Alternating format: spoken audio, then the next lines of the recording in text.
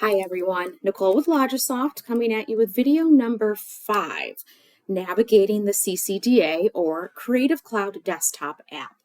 Now the CCDA is how we recommend you log in to your Creative Cloud applications to access all of your stuff. It's usually an icon living on your desktop or it can be found in your navigation bar, but this is the Creative Cloud Desktop app here. You guys have probably seen it. It usually logs you into just the apps list. So we're going to start by just kind of walking through these 3 options at the top. Then we'll move to the left. But really, it's going to take you to your homepage of the desktop apps, meaning what is installed on your computer. So I've currently got Photoshop installed. I am up to date on that one. I have Illustrator. It says update available, and I can open right from here as well. If I scroll down, you'll see what's available. In my plan, I have Creative Cloud All Apps Named User License. So you'll see I have the following apps. And then it even gives you ones to try. So keep in mind when you're looking at the desktop apps, you're going to see open, whether or not to update. If it says install, that means it's included in your license but not installed locally on your computer yet. And then it's going to give you ones that you can try, meaning if you like it, you're going to have to buy it. So keep that in mind as you navigate your apps list. The next one on the top is mobile. So these are all applications that are available on iOS and Android devices.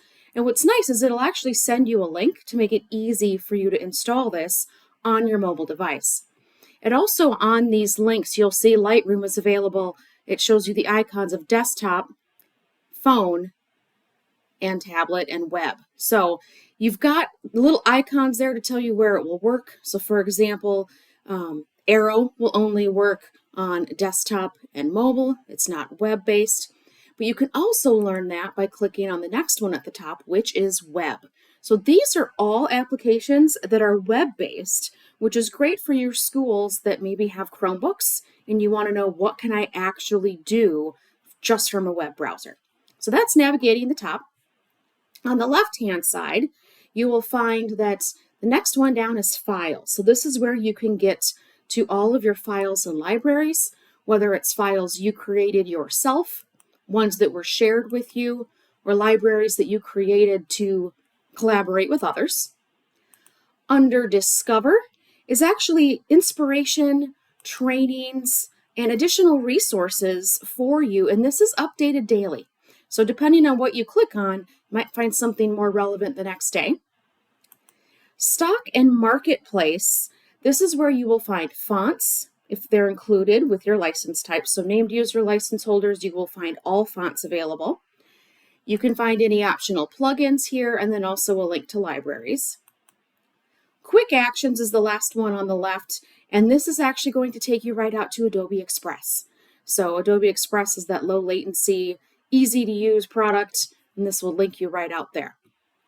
Now in the upper right hand corner, you can see how I'm logged in. I'm logged in under my account. Here under Cloud, it'll tell you what's syncing. When I first logged in, my libraries, I had a red exclamation mark telling me my libraries weren't syncing. Now it's up to date. But I lastly wanted to show you this question mark is help and resources.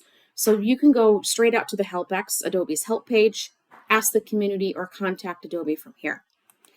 Lastly, before we move away, if you go back to the apps page, I just want to show you that under resource links here, these are services. So keep in mind that, Adobe Stock is an additional service that will cost you more money.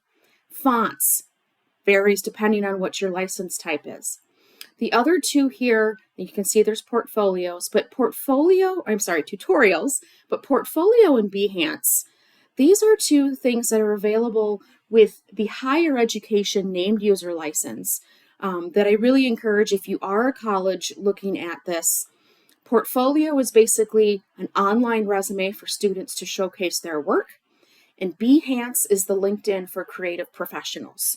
So K-12 institutions, you may see these and you might not be able to open them, or they may be grayed out, but these are two things that are great resources and considered that free service that comes with the college license. So that's the CCDA. Hope that helps you learn how to navigate around. Thank you so much for joining us.